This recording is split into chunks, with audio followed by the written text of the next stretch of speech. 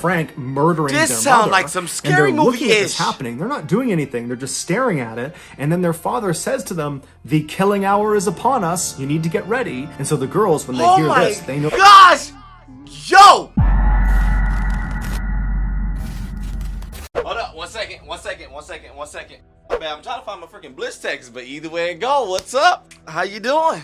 Back on another MrBallen video. Now this one, the title is giving me like Rob Zombie-ish like type of feels, because it's called The Most Terrifying Family You've Never Heard Of.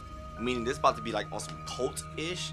And when it comes to scary movies, I tell you all a few times, like usually like spirits, dolls, and cults are usually my favorite type of scary movies. But either way it go, yo, but let's check out The Most Terrifying Family You've Never Heard Of, Mature Audience Only, by MrBallen.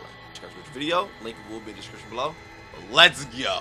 Today's story is about a lesser well-known cult and their heinous ritual that they admitted to performing. This episode is extremely graphic and very upsetting, so viewer discretion is advised. But before we get into today's story, if you're a fan of the strange, dark, and mysterious delivered in story format, then you've come to the right place, because that's all we do, and we upload 2 or 3 times every week. So if that's of interest to you, please sneak into the like button's house and steal the glass plate inside of their microwave. Also, please subscribe to our channel and turn on all notifications so you don't miss any of our weekly uploads. That's what those things that'll pee you off. Like, just take the microwave, damn. Like I know I had this. Oh gosh, here we go.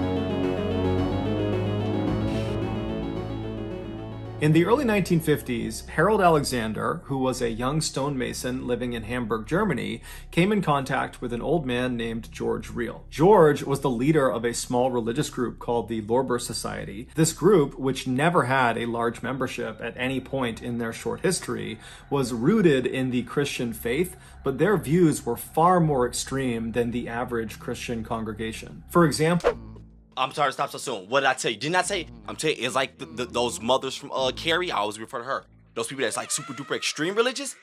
Man, that's scary. That's scary as snot to me. But their views were far more extreme than the average Christian congregation. For example, many Christians believe in the concept of self-denial, which in layman's terms means to deny oneself some personal human pleasures, like certain sexual practices or the overindulgence of food or drinking, and all of this is done to gain favor with God. But George and the other members of the Lorber Society took this concept of self-denial to the extreme. They practiced it so aggressively and so literally that nobody in the society could really have a life of their own. All they could do to adhere to their society's very strict rules was to worship God 24/7. In addition to their very severe lifestyles, I'm not against it at all. I'm not against it at all. God. But good gosh.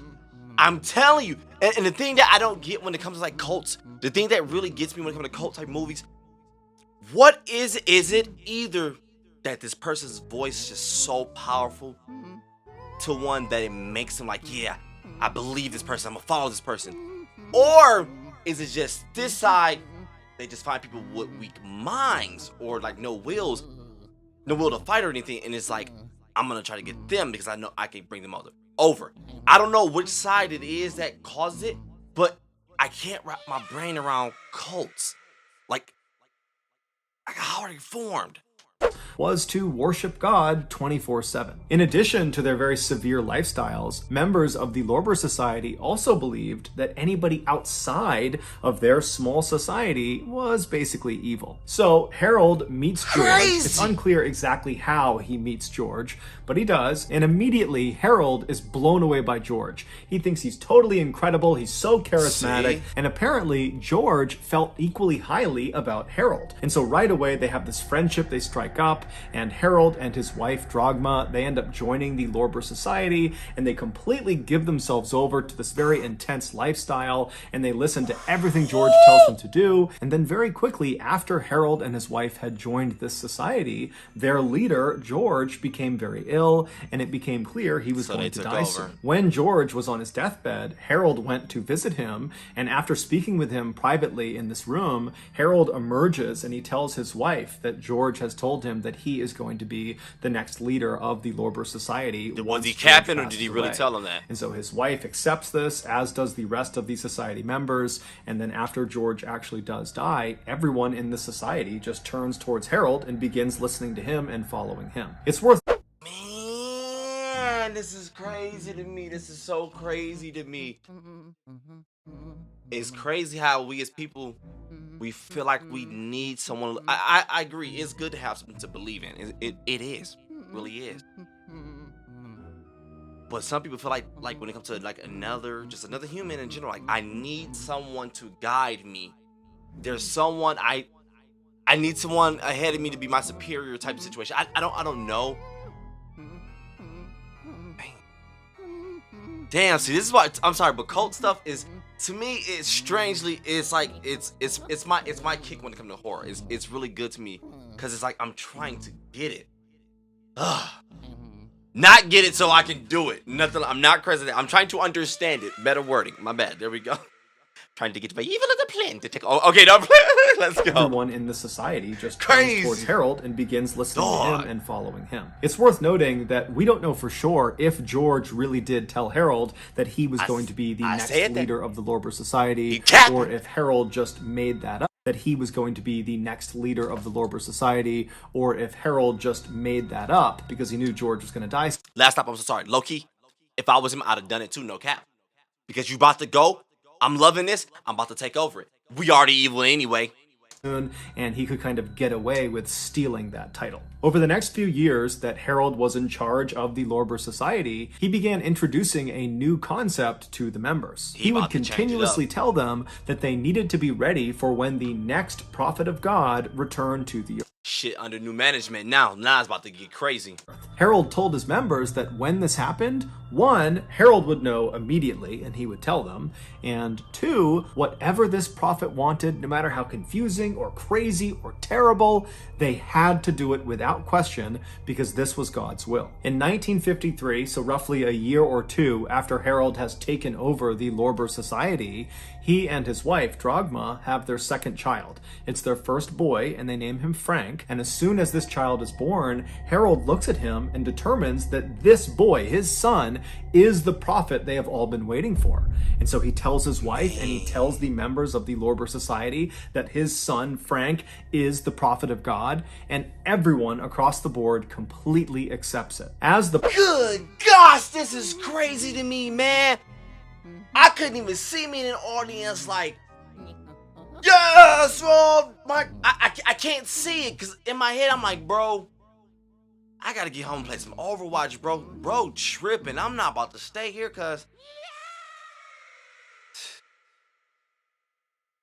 man, the prophet of God, I can't see it. Everyone across the board completely accepts it. As the prophet, Frank, grew up, he was shamelessly worshipped and waited on 24/7 by the members of the Lorber Society and his own family. And so naturally, this had a profound impact on the way Frank thought and how he behaved. By the time Frank was at the age of grade school children, he fully believed that he was the prophet of God, and he began using that authority to kind of boss his family around more than he really needed to, especially his 3 sisters and his mother. But no one ever intervened because, again, this is the prophet of God and he can do whatever he wants. When Frank turned 16, he started thinking about girls and sex, but he was conflicted because he had been taught everybody outside of this society he was a part of were evil. And so he didn't want to pollute himself by having sex with these evil women. And so he went to his father and told him that he wants to start having sex with his mother and his sisters in order to stay pure. And his... It wasn't no hoes part of the cult. You out of all people? Ugh.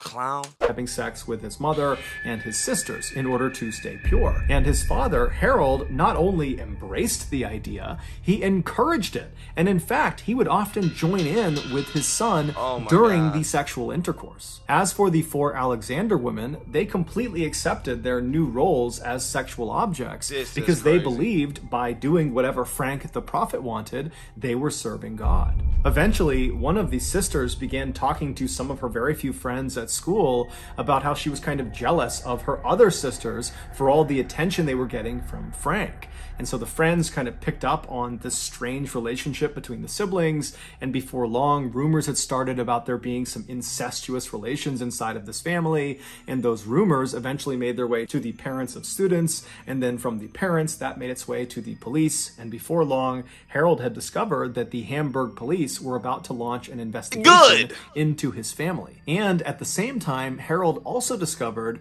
that members of the Lorber Society, they had heard about these incest rumors as well, and they had their own suspicions already, and they were not on board with incest, and so they were very clearly thank goodness some type of common sense kicked in. Thank you. own suspicions already, and they were not on board with incest. And so they were very clearly starting to distance themselves from Harold and his family. And so it was pretty clear to Harold that the writing was on the wall. He and his family were no longer welcome in Hamburg. And so he goes to the Lorber Society and kind of retires and says, you know, I'm leaving. You need to find yourself a new leader of this society. And then he and his family completely broke ties with the Lorber Society. They left Hamburg and fled south to Santa Cruz, which is a city on the Canary Islands in Spain. And so they settle into this little apartment inside of this busy city, and very quickly they fell back into their old routines of constantly worshiping Frank, the prophet. Exactly, because no matter, even it's like explaining like someone like, hey, I need you to change XYZ. They'll do it temporarily, but you're gonna go back to who you are. You are who you are. Those are your ways. So it was obvious it was gonna kick back up. And I bet it's about to get worse, watch. Fell back into their old routines of constantly worshiping Frank, the prophet of God, despite the fact that they were no longer affiliated with the Lorber Society. And so their actions were now being driven by their own personal belief system. 10 months later, on December 22nd, 1970, a wealthy doctor named Walter Trankler was at his villa, which was located not far from where the Alexanders lived, when he heard a knock at his front door. When he opened the front door, he saw there were these two men who he didn't recognize, who were covered head to toe in what looked like mud. And at first, he was totally taken aback by their appearance and almost wanted to just shut the door. But in order to be polite, he kept the door slightly open and said, you know, hey, how can I help you guys? And the two men would introduce themselves as Harold and Frank Alexander, and they were there to speak with one of their family members, Sabine. Sabine was one of Frank's two younger sisters, and she worked for the doctor as a housemaid.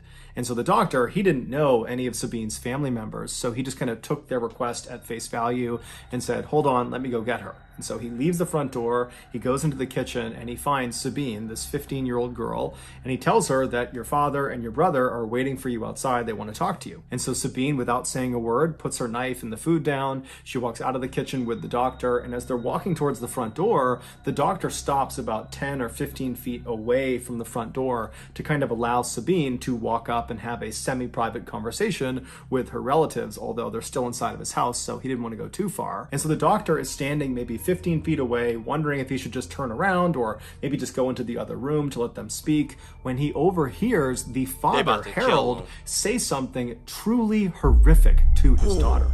It was so shocking that the doctor stopped what he was doing, turned, and looked directly at Sabine to see how she was going to react to what she just heard. But to the doctor's absolute shock, Sabine didn't break down and start crying or start screaming out in pain or anguish. Instead, she reached out and grabbed her father's muddy hand and pressed it to her cheek and said, "I'm sure you did what was necessary."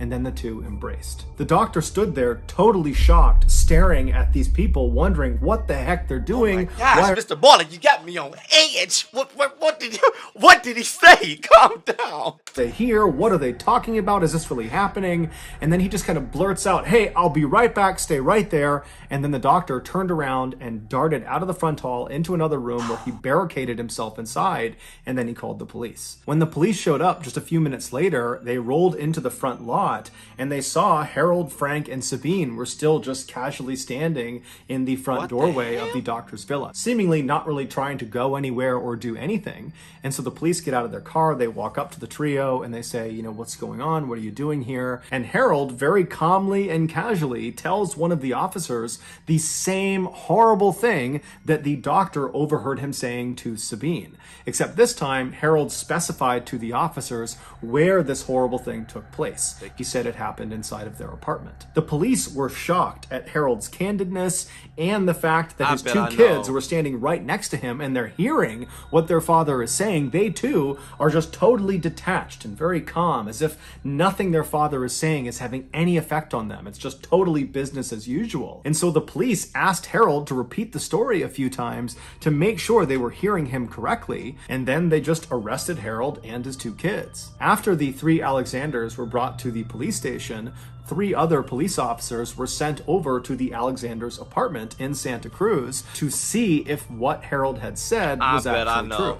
When these officers opened the front door to that apartment, they immediately could tell it was all true. The following is the story of what happened inside of that apartment based on the testimony given by Frank and Harold. On December 21st, 1970, so that's one day before Frank and Harold arrived on the doorstep of the doctor's villa, the father and son were home in their apartment with the mother, Dragma, as well as two of the 3 sisters. It was 18-year-old Marina and 15-year-old Petra.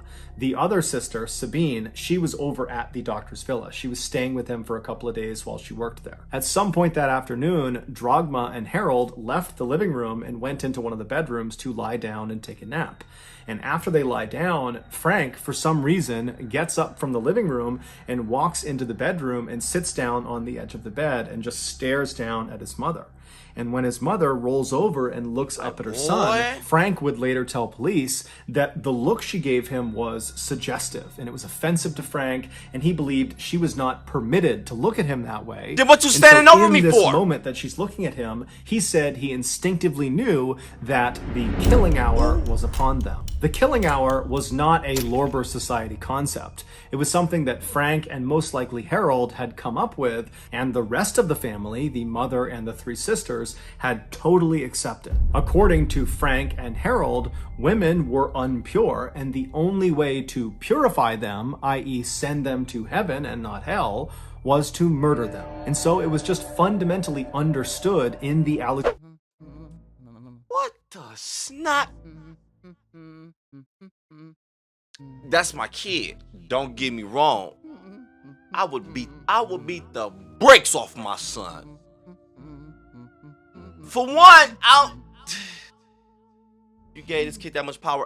Imagine, be 100% honest.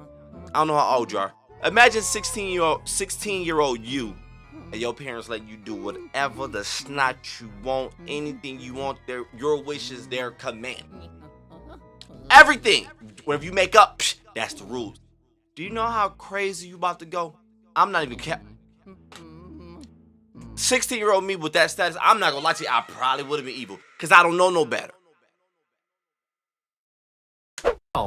Was to murder them. And so it was just fundamentally understood in the Alexander household that at some point Frank was going to declare that the killing hour was upon them, and when that happened, all the women in the household were told to stop what they were doing and wait for Frank to sacrifice them. My mom and my sisters. Meaning, my sisters. wait for Frank to wait for Frank to sacrifice them.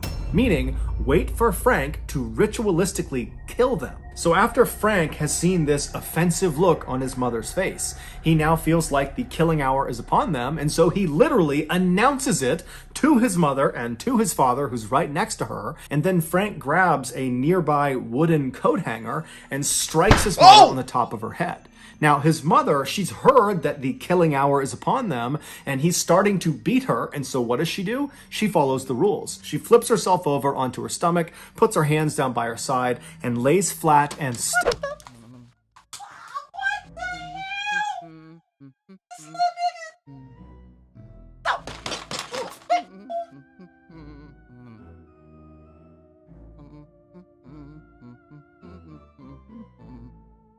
Did not tell your ass to take the damn chicken out. God.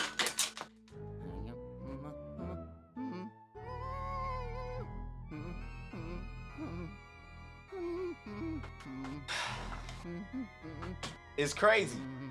Cause even when you would have hit me, reality would have kicked in like, all right, boy, you taking this game a little too far. Now I'm about to beat. Stop playing with me. Stop playing with me. Stop. Boy, hit you with it. You got down on up. flips herself over onto her stomach, puts her hands down by her side, and lays flat and still so Frank can more easily kill her. And so Frank begins wailing on the back of his mother's head with this wooden coat hanger, while his father, Harold, excitedly leaps out of the bed, doesn't try to stop what's going on. He runs into the living room and he begins very enthusiastically playing the organ. An organ is like a piano that's played a lot of times inside of Christian churches. And so with all this commotion going on in the house, the other two sisters that were there, Marina and Petra, they come out of their bedrooms into the living room. They see their father playing the organ, and they look into the bedroom where they hear all this noise, and it's Frank murdering their mother. This sounds like some scary movie-ish. Happening. They're not doing anything. They're just staring at it. And then their father says to them, "The killing hour is upon us. You need to get ready." And so the girls, when they hear this, they know. Gosh! Yo! I am not praising this story right now. The way that piano's going on, the way MrBallen's talking, man, I'm seeing a good freaking Tales from the Crypt story. Man, this is crazy, dude. Hey, y'all showing me MrBallen was dope, dog. Back to the story. This is crazy, but I'm not gonna act like I feel hella bad like I did the other ones where it was like legit some innocent stuff going on. I get it. Back then, thinking process wasn't probably what it is today. Maybe it was better. Who knows? I don't know. But this is all situations that you legit put yourself into, and you're accepting it. And if you don't see that this is crazy, if you can't see that, there's nothing I can do for you. I can't spend my time worrying about you and trying to fight your battles if I know it's something that you wants to do. If you're being held there against your will, I get that. Those ones I understand. Like I agree. This is sad. Gotta get you out of there. But if it's like, nah, this is what I want. This is what I accept. This is my life. Hey, get what you got.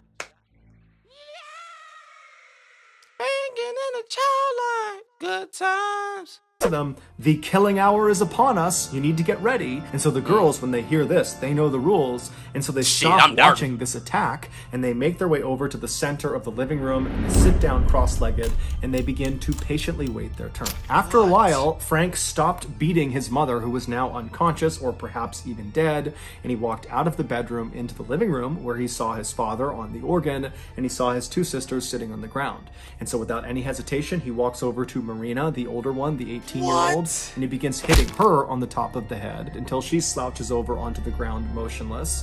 And then he turns to the younger one, Petra, the 15-year-old, and he does the same thing to her until she's laying on the ground motionless. After this, Frank stands up and he leaves the living room and goes into the kitchen, where he retrieves a small knife, pruning shears, and a hammer. At this point, it's likely that one or two of the Alexander women were still alive. And so Frank, he comes back. I bet, because it's a wooden hanger. I mean, it's probably going to knock you out, but I can't see it killing you. Back then, maybe y'all legit had wood hangers. I don't know. But damn. Into the living room with these tools in hand, and with the organs blaring in the background, he begins to systematically hack off the breasts and genitals of his two sisters and his mother. And apparently this was a very slow and physically difficult task, and so he and his father Harold began switching off. One person would be on the organs while the other was mutilating, and they would switch back and forth until all of the offending parts on these three women had been removed and nailed to the wall. The last mutilation this father and son committed was to cut the heart out of the mother, Dogma, and they wrapped it up in a cord and then nailed this cord to the wall as well. Then, with the three Alexander women either dead or close to death, the father and son began running around the apartment, yelling and singing and rejoicing. They were extremely proud of what they had just done. Later that night, they left the apartment and slept in another property that they owned, and then the following day, December 22nd, they went to the doctor's villa to tell Sabine the good news. And so they knock on the door, the doctor answers, he goes back, he gets Sabine. Sabine walks up, and Harold, her father, says to her, "Sabine, we wanted to tell you right away that Frank and I have just finished killing your mother and your sisters." To which Sabine walked. Man, imagine you got somebody working for you. Oh yeah, yo people here, boom, boom, boom. They come in, they talk, you just telling y'all, saying, like he said, you want to give them their space, but at the same time, this is my crib. I don't know, you might be crazy. So you just listen in distance, you boom, boom, boom, whatever. Yo, we just came because we just killed moms, we just killed one. So do you know how scared you would be? And they just standing right there in your crib? "Frank and I have just finished killing your mother and your sisters."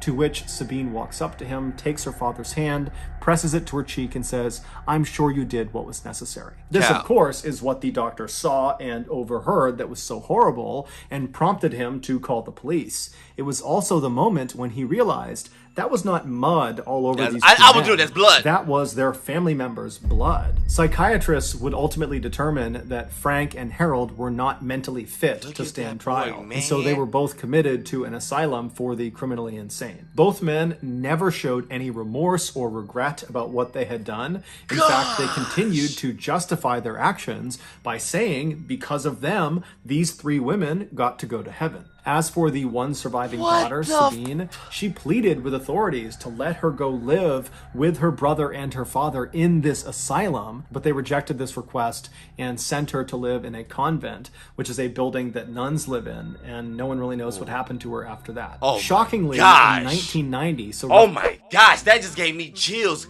The way he said no one knows. Oh my gosh, I want to know the update on that, but I don't know if I do. Man, that gave me chills. And no one really knows what happened to her after that. Shockingly, in 1990, so roughly 20 years after Frank and Harold were put into this asylum, they managed to escape, and they were never caught. To this day, their whereabouts remain unknown. Oh my God, that is scary as hell. What the fuck?